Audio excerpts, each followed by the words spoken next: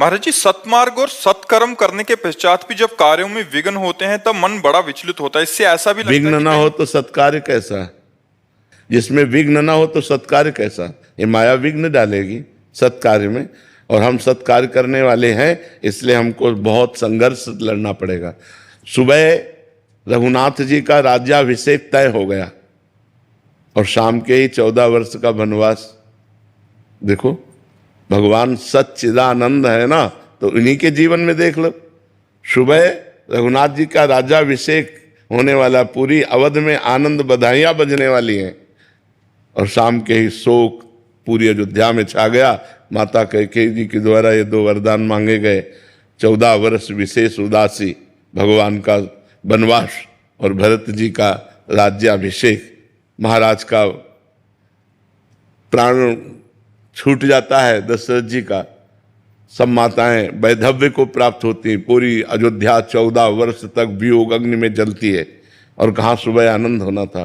तो भगवान ने अवतार लेकर ही हमको शिक्षा दी कि मृत्युलोक में मानव जीवन संघर्षमय है, इसमें हमें लड़ना पड़ेगा। विपत्ति, अपमान, असफलता, इनको रौंदना पड़ेगा। तपस्या के बल से, भजन के बल से, तीर्थयाटन, जन समुदाय की सेवा, इन पवित्र कार्यों के द्वारा हम बलवान बने, और इस माया के द्वारा दिए हुए विघ्नों को रौंदे और फिर निकल। ये तो विक्षेप पड़ेगा। हमारी किसी पूजा पाठ की त्रुटि से तो नहीं ऐसा होता? नहीं, ऐसा नहीं होता। ये माया का कार्य है। माया स्वयं अपना स्वरूप प्रकट करती है जब, तो 3 गुण हैं, सतोगुण, रजोगुण, तमोगुण, और यही कोई न कोई रूप रख करके विक्षेप पहुंचाते हैं हमारे मार्ग में। तो हमको नाम जप के द्वारा, अध्यात्म के ज्ञान के द्वारा, उसके द्वारा पहुंचाए हुए विक्षेपों से आगे निकल जाना है।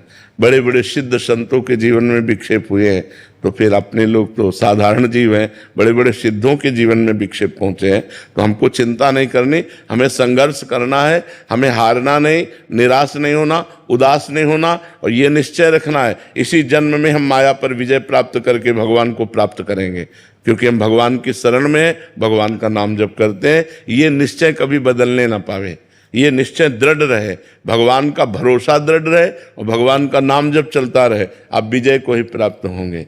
भगवान को अधीन कर लेता है भगवान का सुमिरन करने वाला। सुमिर पवन सुत पावन नामू, अपने बस करि राखे रामू। तो जिसके अधीन भगवान है, फिर उसका कौन बाल बाका कर सकता है। मुख में हो राम नाम, राम तेरे हाथ में, बंदे तू अकेला नहीं, राम तेरे साथ में। राम हाथ में हो जाते हैं तो अखिल कोटि ब्रह्मांड नायक भगवान तुम्हारे हाथ में हो जाएंगे यदि नाम जप करोगे। मुख में हो राम नाम, राम तेरे हाथ में, बंदे तू अकेला नहीं, राम तेरे साथ में।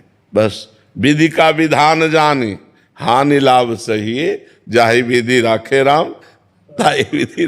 बड़ा आनंद का मार्ग है।